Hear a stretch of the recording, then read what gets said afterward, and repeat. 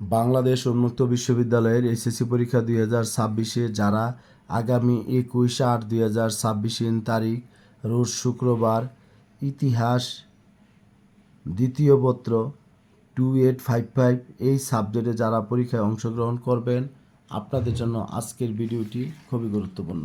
কারণ আজকের ভিডিওতে দেখানো হবে কোন কোন পার্টগুলো থেকে আপনাদের সৃজনশীল প্রশ্ন এবং এমসিকিউ আসবে। বিশেষ করে আমার যারা চাকরিজীবী, অতি ব্যস্ত এবং গৃহিণী পর্যায়ের শিক্ষার্থী রয়েছেন, আপনারা চাইলে আমার ভিডিওতে দেখানো পার্টগুলো থেকে আপনাদের পরীক্ষার প্রস্তুতি নিতে পারেন। তবে ভিডিও শুরু করার আগে আমার সকল শিক্ষার্থীকে আন্তরিক শুভেচ্ছা, অভিনন্দন ও সালাম জানাচ্ছি। আসসালামু আলাইকুম।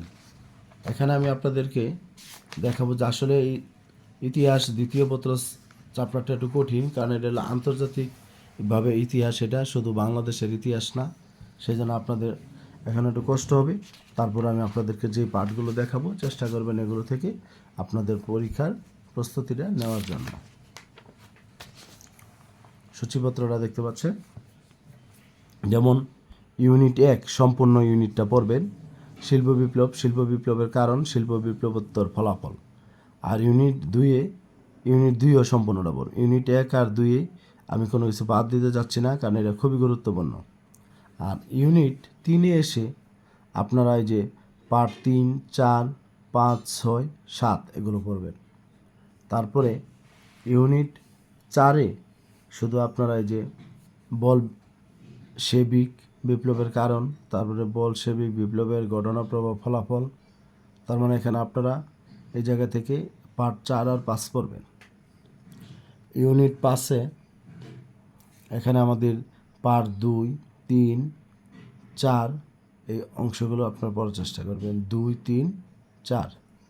আর unit 6 part 1, part 2।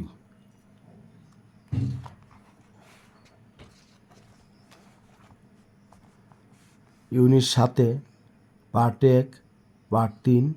Unit 8 part 2, part 3 এই অংশগুলো পড়বেন। আর ইউনিট 9 পার্ট